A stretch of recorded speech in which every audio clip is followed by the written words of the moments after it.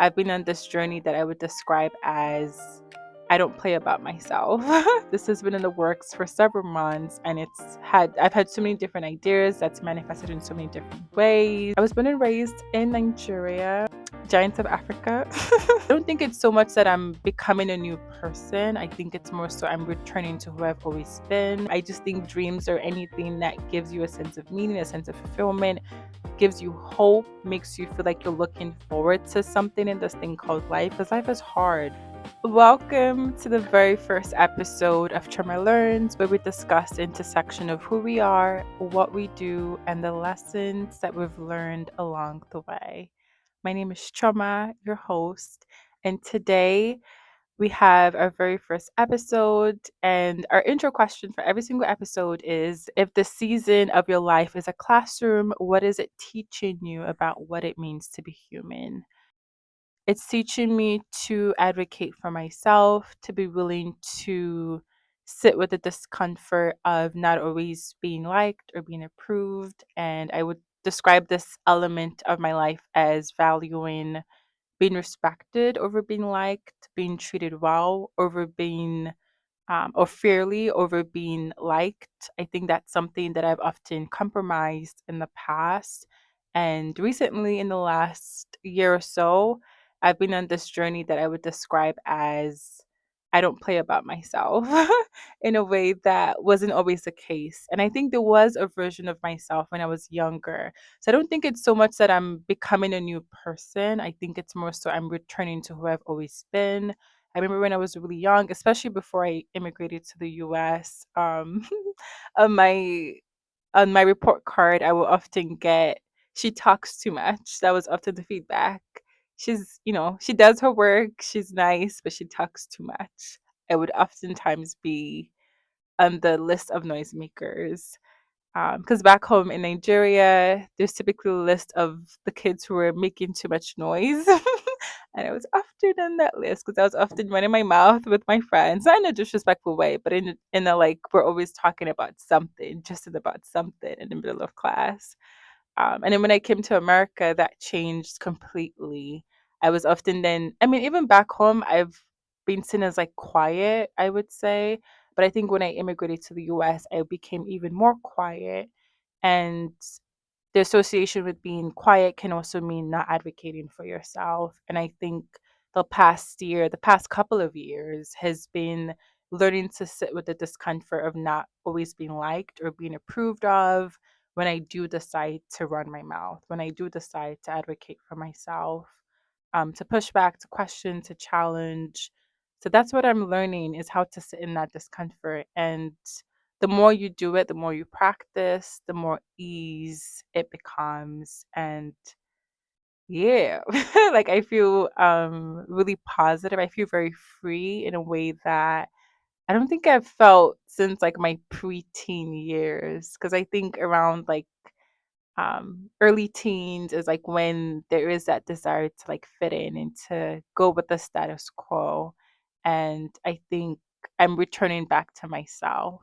So that's been my journey. We have some learning curve segments. So the idea of the learning curve is for people to put in different life scenarios that they're going through, dilemmas, questions about what it means to be human. These are questions that we have, that we will always have. I always have them. And I think it's part of one of the most wholesome reality of what it means to be human.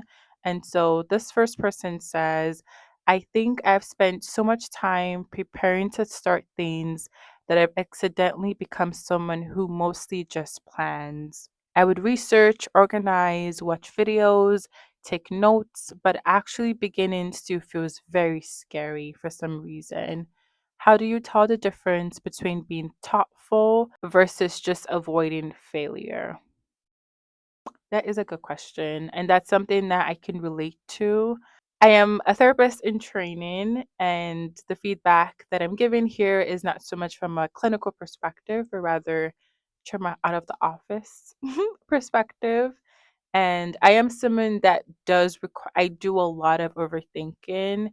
And in some ways, I find that it helps me personally. And the way that a really good friend of mine phrased it was, you can trust yourself because you overthink so much. Meaning, I've probably thought about a lot of different scenarios, a lot of different possibilities, a lot of different outcomes. And so seeing the overthinking, seeing the preparation, seeing the research as you trying to get as much information, as much feedback. And I do think that that process is necessary. I think the overthinking is necessary. I think being stuck is necessary. And I think it's all part of the process to get you to where you want to go. And then at some point, there has to be that element of a question that I often ask my clients at my clinical work, and I also ask myself is, do you trust yourself? Because sometimes the repetition of constantly organizing and doing the background stuff, but not taking the actual action is coming from a place of not trusting yourself. And so the question is, do you trust yourself? Are you going to be able to hold space for yourself, be gentle with yourself, be kind to yourself if you do all the research, you do all the work and the calculations don't calculate, the math doesn't match. Sometimes you can have everything in line, and it doesn't mean that the desired outcome is going to be what you desire, but it is part of the learning process. And I think that oftentimes that information is never lost. I think in some ways it ends up coming back in a different way. There's certain things that I've started to do or maybe not even completed to do, and it's taught me something about myself in some way, shape, and form that maybe has helped me 5 years later. In the moment, it wasn't relevant, but in some ways it ended up coming back. So also knowing that again, it's okay to be in the constant researching phase. And I think it's part of the process. To be stuck is part of the process, and that's okay. And then at some point, it is important to then say, okay, do I trust myself? Am I willing to sit with the implications that will come with this decision, the not so great parts of it, the really wonderful parts of it? And am I willing and open to being kind with myself? Because most times it's not that we fear the decision itself or taking the action, it's that we're scared of the consequences or the implications it would have. Um, and so, when it comes to how do you tell the difference between being thoughtful versus avoiding failure, I would say when it comes to being thoughtful, is again, it's part of the process to have those details. But at some point, you have to take action. And when you're not willing to take action, I think, and you're stuck in that loop of engaging in the background work, then I think then that's what it looks like to be afraid of failure. We have our second scenario. It says, I know comparison is unhealthy. Yeah, I felt that. But sometimes LinkedIn genuinely makes me feel like I am late in life. Everyone seems so accomplished about certain about their path while I'm still figuring out who I am in real time. For one, comparison is healthy. I don't think that that is necessarily a bad thing. I think it more so is a it is what it is kind of thing. I think as human beings, we're social creatures. We're bound to kind of compare ourselves to other people, question our timeline, and see, is the math thing, myself in comparison to so and so person who was born in the same year. I think that's okay, and I think that's normal. At the same time, I do think it is important to feel like, are you late in life, and not late in life in the context of fitting into a certain idea of like a checklist of where you're supposed to be in life, but rather are you late in life in terms of the life that you want to, that you desire for yourself. And as I mentioned previously, being in that loop, being stuck is part of the process. But what is the plan? What is the plan long term, to kind of go towards the desired things that you want? I found that there's a lot of discourse online about jealousy. And again, I don't think jealousy is necessarily a bad thing or an unhealthy thing. I think it becomes unhealthy when you start to treat yourself badly and or treat the people that you're jealous of badly because of how you feel. But I think to feel whatever emotions you feel is okay as human. Um, and oftentimes, sometimes what you see in other people that you like or that you admire can be a sign of what you see in yourself and what you know to be possible for yourself. And so, something that I've actually done in the past, this was some years back. I would, people who I really admire in their life they seem to really have it together. And Instagram, I guess Instagram is, I don't really compare myself in social media as much as I used to, honestly. I don't, maybe it's because of the prefrontal development, I don't know, but I really don't. I mean, I still do, but not as often as I used to when I was much younger.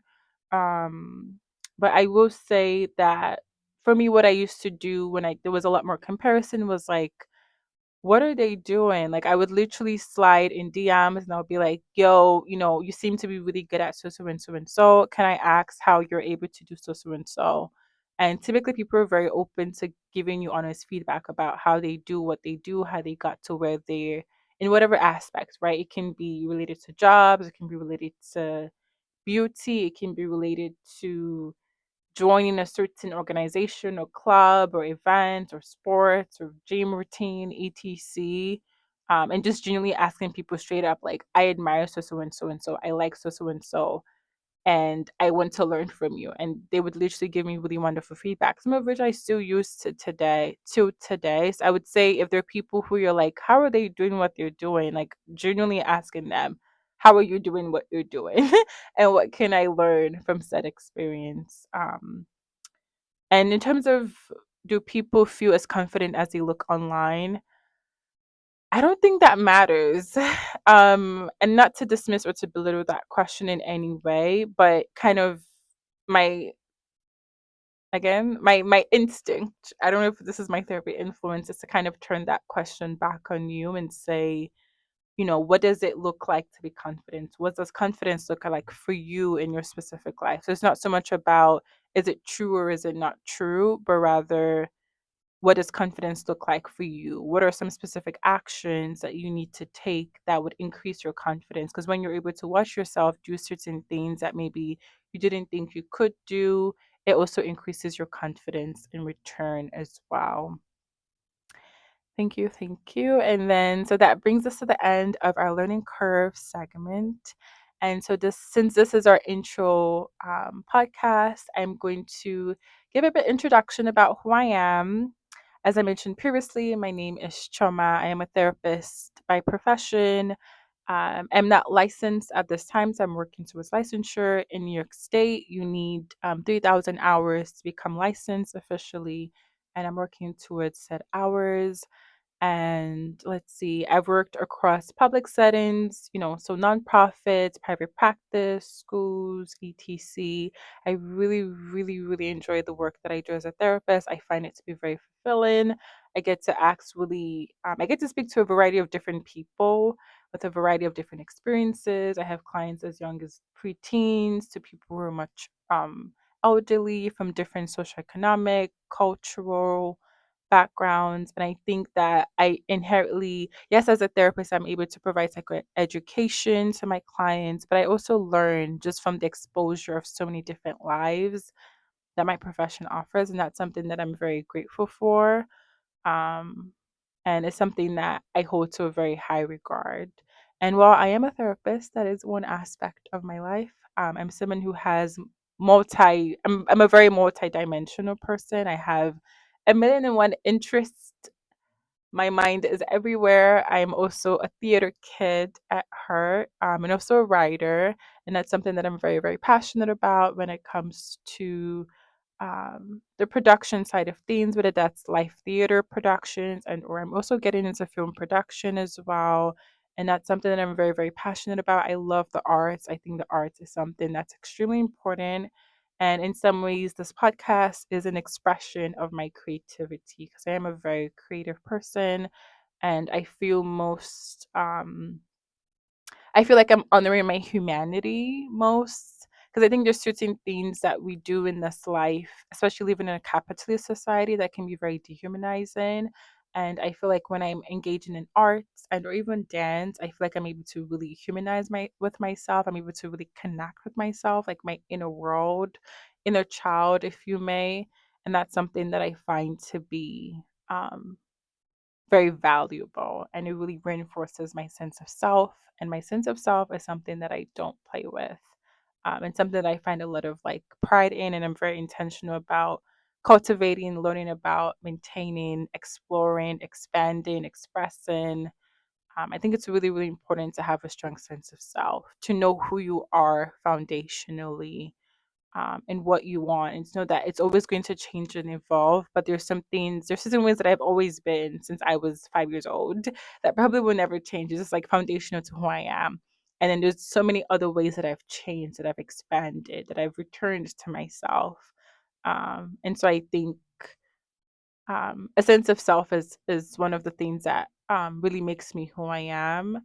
And I was born and raised in Nigeria, Giants of Africa. I love being Nigerian. I love being Igbo. That's the tribe that I'm from specifically. And I think that it shaped me in so many different ways. In the way that I approach life, I've written several plays, and most of my plays have had mostly Igbo characters as the focus.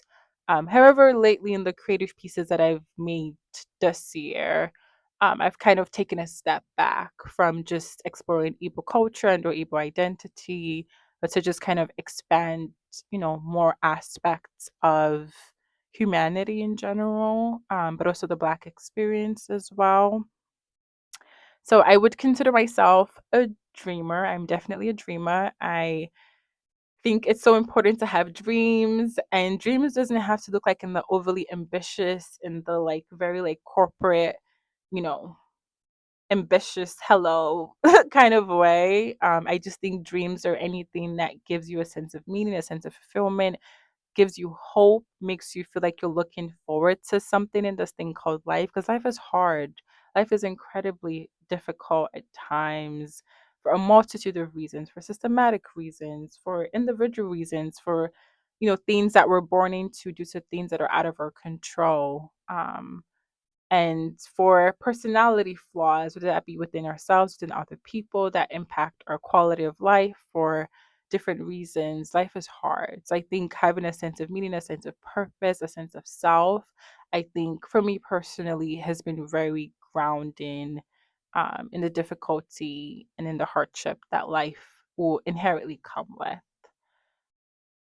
As I mentioned, I am someone that has a lot of different interests, and this has been me my whole life. I remember in high school, it's kind of high school famous. I was pretty well known in my high school, and for multiple reasons. One, I did well in school, so I think I was known because of that. But I think I was also really involved in a lot of things. So a lot of people knew me from like different. I probably was in a club that you were in, or like in high school, so I was really involved, and I think that's always stayed with me even to today. Let's talk a bit about what inspired this podcast. So, the foundation of this podcast is about learning. There are times where I felt really alone in my learning process.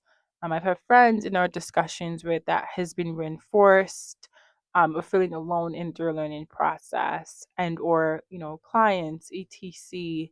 And so I think there's oftentimes this pressure to always have the answers, to always have everything figured out. But we don't have everything figured out. I don't have everything figured out. And I think that's okay. And I think that in some ways that's part of the beauty, honestly. Like I'm someone that I'm very inquisitive. My mind is always running with a million and one ideas, and I like sometimes it I think the beauty is in the process, kind of like as I mentioned, being a theater kid. um and at some point when you have a theater show to do, you spend a lot of time with your cast members, when it's like a couple weeks to the show time. And the process of that, the process of like leading up to the first show, the bonding, the community, like the process of creating something, like even creating Trauma Learns, like the process of it. This has been in the works for several months, and I've had so many different ideas that's manifested in so many different ways. And this is close to the finished product that you're seeing, but it's also going to change. It's still going to evolve because I'm changing, I'm growing, I'm evolving. And something else that I wanted to talk about is career, right? So, work is a significant part of our lives. The expectation is that we work 40 hours a week, and that is a lot of time to be at our place of work, and that's something that shapes us. And we do learn different parts of ourselves being in the corporate environment and or in non-traditional work environments, and that also intersects with our personal life. We're often told to keep yourself at the door, especially as a therapist. And that's something you have to be very intentional about, so that way you don't bring your bias, and or you're mindful and reflective of your bias and how it impacts the people that you're working with. And so just kind of during that intersection of like, this thing takes a lot of our time. And what are the lessons that we've learned about it? What are our dreams and our goals and our visions when it comes to this specific part of our life, and also how it intersects with our personal life, because they're intertwined, right? There's the work version of ourselves, and then there's also the personal version of ourselves. There's a version that your friends see, your best friends see, the version that your colleagues see, that your parents see, your siblings, romantic partner, etc. We're all multidimensional. I often say every single person is their own universe, is their own world. And kind of like what it in the context of your own world, in the context of your own universe, and the guests that I interview, what have you learned about what it means to be human? What have you learned in that context? Also, if you're enjoying the episode so far, make sure you subscribe and follow Trauma Learns on all platforms. I want to make this a space where we can learn and figure this thing called life together. So let's talk about why I started Trauma Learns. I've always been a really inquisitive person. From the start of time, I've always been a really, really inquisitive person. I think every single one of us are inquisitive, honestly speaking. Like when you think about kids, they're often asking you a lot of questions. So I do think that every single one of us are inherently inquisitive, and I want to kind of ask questions about what it means to be human. And I think that growing up, it was almost seen as like a bad thing when it comes to being inquisitive. I don't blame my loved ones, in all honesty, because thinking back, I really did have a lot of questions. Like I know kids ask a lot of questions, but like I personally, I had a lot of questions. Like, and it wasn't even like surface level questions. Like I would ask them like really big, like, why is this child? How did this child think about this sort of questions? And I can understand that when you're feeling overwhelmed, life is doing what life does, especially as an adult. And then having this kid ask you like 100 questions. I'm probably not even exaggerating, maybe not up to that, but possibly close to that. Questions a day, and it's not just like simple questions, it's like really big questions. Like it can be a lot. But all that to say that I've always been a really inquisitive person. And I think in some ways I may have got some inquisitiveness from my mom, because my mom asks a lot of questions as well. And I would say when it comes to exploring that inquisitiveness was in high school. I often say one of my um theories, I have a lot of theories for my specific life. I know that's not how it works, but I create my own rules over here, okay? Is one of the theories that I have for my life is that I had everything there was to figure out about this thing called life in my junior year of high school. And my junior year of high school is when I started like really questioning things, and I've always questioned things, but I think over time I kind of shut down that part of myself that questioned, that asks questions. And I think my junior year of high school, I don't know what happened. I think it was like growing older, my brain developing more. I just started really reflecting on my life in so many different ways. I had so many profound epiphanies. I wasn't journaling at that time. I also didn't like record them on my phones. I didn't have any way to keep this information.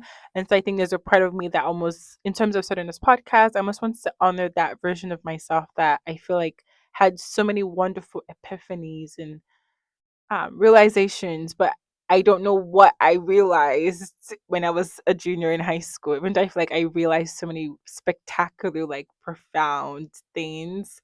And I often have this joke within myself of whatever lessons I'm learning, yeah, like the 15, 16-year-old version of myself, 17-year-old version of myself, she had it locked down. She already knew. And now I'm just like relearning all the lessons that 16-year-old version of myself had figured out. So I think in some ways it's a way to almost like record the lessons that I've learned. As I mentioned, as a therapist, I get exposed to so many different lives, and there's so many lessons that I learn from my clients, from their vulnerability, their expression. And there's so many things that you learn just from like observing people, from listening to people. And I have really wonderful people in my life that I want to kind of get their take, get their perspective, for them to share some of the wisdoms that maybe we're able to talk about in our day to day interactions. But to kind of have that shared with the world, at least initially, before we start having more guests come in. So, what can you expect with the podcast? So, we're going to talk to people from a variety of different life experiences. We're going to ask them about their career, what they've learned in their career path. What are some things that they've done to kind of get to where they want to go to? Back to that question of if there's someone that you're envious of and or you admire, like to ask them like, what do you do, how do you do it? I mean, not in this case for my guests in terms of being envious of them, but I do think I have people around me with very in different career paths, and I want to kind of ask them about themselves. What are the lessons that they've learned? How has it helped them grow? What is feedback and or lessons that they're going to share with other people based on their life experience? And something useful that I would say I've learned is that it's okay not to know. It's okay not to have everything figured out. And there's beauty in the process. I think that's really, really important, but we're learning as we go. And something that I also wanted to share with you is one of my favorite quotes. For what it's worth, it's never too late, or in my case, too early to be whoever you want to be. There's no time limit. Start whenever you want. You can change or stay the same. There are no rules to this thing. We can make the best or the worst of it. I hope you make the best of it. I hope you see things that startle you. I hope you feel things you've never felt before. I hope you meet people with a different point of view. I hope you live a life you are proud of. And if you're not, I hope you have the courage to start all over again and again and again and again and again. Again and again is not part of the quote, but I just include that whenever I say that because I think it's really important. Because there's so many times I've had to start over um, a million times, and I think every single one of us, whether we want to or not, I think this thing called life requires us to. So I think normalizing that sometimes you might have to start over, and it just is what it is. um, and sitting with that discomfort, not dismissing that discomfort, not belittling that discomfort, and saying, this is happening. I don't like that this is the reality, and I can also start over. And there's also the reality, right, of the constraints that we live in. We don't live in a perfect society. We don't live in a fair society. And so there are also like real systematic barriers that makes things difficult to live a life that you're proud of. And there's no dismissing, there's no questioning, there's no belittling that. And for the elements that we do have control over, we don't have control over a lot of things, especially when you have certain identities. And for the parts that we do have control over, how can we make the best of it? I love, love, love that quote. It's always kind of like my begin again and begin again and again and again and again. And that's okay. Our wrap up question here is, what is an unpopular lesson your journey has taught you? I don't know. I don't think this is necessarily unpopular. Um, I think this also goes back to that self advocacy. This also goes back to uh, sitting with the discomfort of not always being liked. But at this stage, I prefer hands down to be respected over being liked. I have people who like me. I have people who care about me. I have people who love me. I don't need everybody to like me. At the same time, it is important to be reflective and to say like, was there some feedback there? Was there some useful feedback there? that I could learn from, that I could grow from, and to not dismiss that if there is helpful feedback, right? Um, and I would say I've become more okay with being misunderstood. Oftentimes, we're trying to feel better. We're trying to get to that place where we feel like, excited, we feel happy, we feel at peace. And the beauty, the magic happens when we're able to sit with that discomfort and know that we might feel upset, we might feel angry, misunderstood, sad, insert the feelings we'll hear, and that's okay. And that's one of the things that I'm learning, even in my personal life as well. So that brings us to the end of our very first episode of Trauma Learns. And I'm really, really excited for this podcast. And thank you. Thank you. And I look forward to seeing you in the next episode.